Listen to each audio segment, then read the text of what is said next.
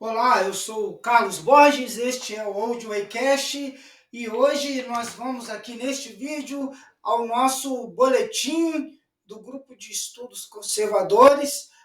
Demorou um pouquinho, né? O boletim 8, edição número 8, e eu falo sobre a história do cristianismo. E no editorial eu coloco uma carta de Plínio o Jovem, ou o Moço, ao imperador Trajano, um dos documentos mais antigos, documento jurídico, governamental, onde ali nós podemos extrair um bocado de informações do jeito de ser, de se conduzir dos cristãos. Então, Plínio, o Moço, que viveu entre 61 e 114 da era cristã, sobrinho e filho adotivo do enciclopedista Plínio o Antigo, foi advogado, orador e político. Trajano o designou como legado para a Bitínia, homem honesto, cultivado. Plínio publicou sua correspondência, que traz ao nosso conhecimento a sua carta a Trajano a respeito dos cristãos, bem como a resposta do imperador. Links todos na descrição do vídeo. Essa carta foi escrita provavelmente entre 111 e 112 depois de Cristo. Todos esses aqui, só um segundo.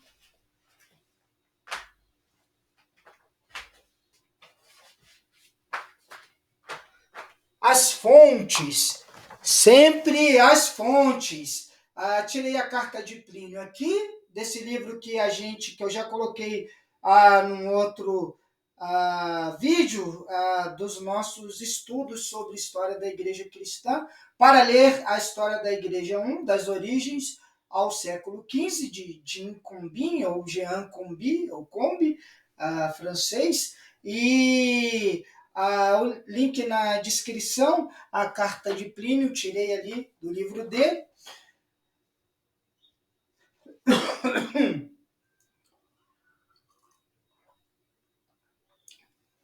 Nunca, diz Plínio no início aqui da carta, participei de uma instrução contra os cristãos.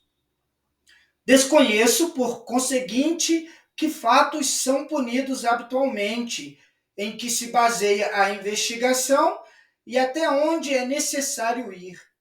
Trata-se unicamente do nome cristão na ausência de crimes ou dos crimes inseparáveis do nome que devem ser punidos?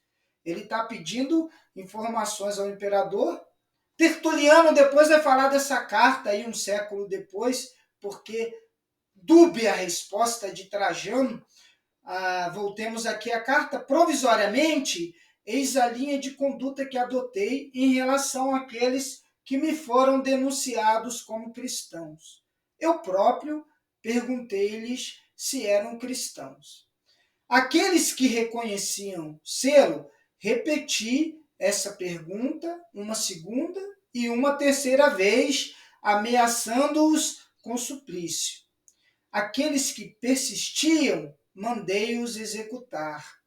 Com efeito, o que quer que significasse a sua confissão, era para mim indubitável que aquela teimosia, aquela inflexível obstinação mereciam ser punidas. Isso também falou Marco Aurélio, o que fica falando coisas em suas meditações, mas veremos nos nossos estudos da igreja que ele mandou martirizar mandou muitos cristãos, só por serem cristãos, a suplícios horrendos. Voltando ao texto, houve outros possuídos da mesma loucura que, em razão da sua qualidade de cristãos romanos, designei para serem enviados a Roma. Vários casos particulares se apresentaram. Houve aqueles que negavam ser cristãos ou tê-lo sido. Quando eles, às instâncias minhas, invocaram os deuses ofereceram à tua imagem súplicas de incenso e de vinho, e além disso blasfemaram contra Cristo, coisas a que, segundo se diz, é impossível obrigar aqueles que são realmente cristãos, considerei poder libertá-los. Outros asseguravam que tinham deixado de ser cristãos há uns 3 anos, alguns há 3 anos, outros há mais tempo ainda, e alguns mesmo há 20 anos. Todos esses também veneraram a tua imagem, as estátuas dos deuses, e blasfemaram contra Cristo. Contra Cristo. Por outro lado, eles afirmavam que toda sua falta ou seu erro se limitara a reunir-se habitualmente num dia fixo, antes do nascer do sol, para cantar entre si alternativamente um hino a Cristo, como se fosse um Deus, e para se comprometer através de juramento não a perpetrar este ou aquele crime, mas a não cometer roubo, nem pilhagem, nem adultério, a não faltar à palavra dada, a não negar a devolução do que for confiado quando solicitado. Depois disso, eles tinham o costume de se separar para voltarem a se reunir a fim de fazer uma refeição, mas uma refeição comum e inocente. Eles haviam renunciado também a essa prática depois do edito no qual, seguindo tuas instruções, proibi as associações.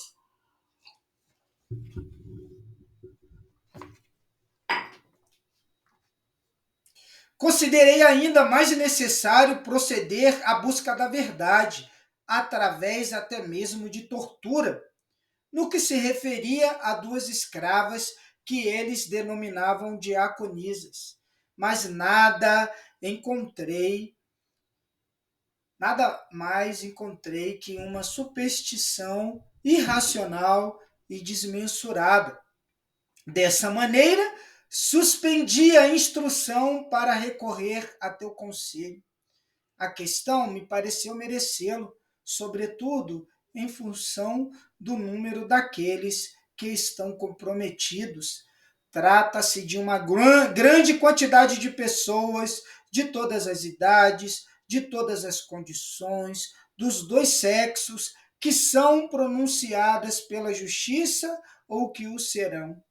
Não foram somente as cidades, mas também as aldeias e os campos que sofreram o contágio dessa superstição. Creio que será possível detê-la e corrigi-la, assim como já se constatou que os templos que pouco a pouco tinham sido abandonados estão sendo novamente frequentados, que são retomadas as festas solenes há muito tempo interrompidas. Plínio, o Moço, correspondência 10, página 96, tradução Belles Lettres, livro para ler, a História da Igreja 1, página 43. E aí, perseguição no ano 100, perseguição no ano de 2023, é incrível. Depois eu prossigo a sugestão de artigo, e eu trago mais um artigo aí do livro, né, para ler a História da Igreja 1, na página 42, artigo de Tácito, sob o reinado de Nero. Nenhum meio humano, nem prodigalidades principescas, nem mesmo cerimônias expiatórias foram capazes de calar o rumor aviltante segundo o qual o incêndio havia sido ordenado. O incêndio de Roma em 64. Toda a população de Roma estava inclinada a aceitar que Nero, o imperador, tinha ordenado a executar aquele incêndio. Dessa maneira, como os rumores aumentavam em cima dele, para acabar com isso, está escrevendo Tácito, ele supôs culpados e infligiu tormentos cruéis àqueles que suas abominações tornavam detestáveis e que a massa denominava cristãos. Tudo que eles conheciam de cristãos eram só de ouvir falar, era de boatos malignos, eles não conheciam o que eram, o que faziam os cristãos. Gente instruída como Tácito, esse historiador, que alguns dizem ele tinha questões pessoais muito fortes contra Nero e pesou na tinta, na caneta contra ele. Voltemos aqui ao artigo.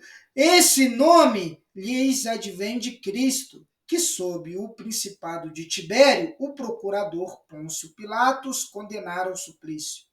Reprimida momentaneamente, essa detestável superstição voltava a manifestar-se não somente na Judéia, local em que o mal surgira, mas também em Roma, onde tudo que existe de horrível ou de vergonhoso deságua e encontra grande ressonância. Começou-se por aprisionar aqueles que confessavam sua fé, e depois, com base em suas revelações, um grande número de outros que foram acusados do mesmo crime de incêndio, que foram acusados menos do crime de incêndio do que de aversão pelo gênero humano. Não foi suficiente fazê-los perecer. Fez-se um jogo em que consistia em revesti-los de pele de animais para que fossem despedaçados pelos dentes dos cães. Ou então eram pregados a cruzes ou embebidos de matérias inflamáveis, e quando acabava o dia, iluminavam as trevas como tochas. Nero oferecera seus jardins para esse espetáculo do demônio forjado no inferno, e promovia jogos no circo, onde, ora com roupas de cocheiro, se misturava o populacho, ora tomava parte na corrida de pé em sua carruagem. Dessa maneira, embora pessoas fossem culpadas e dignas dos maiores rigores, essas pessoas começava-se a ter piedade por elas, pois se dizia que não eram com vistas ao interesse público, mas pela crueldade de um único, que se provocava o seu desaparecimento. Tácito, Anais 1444, publicado por volta de 115 da era cristã, tradução Belles Lettres, para ler a história da Igreja 1, página 42.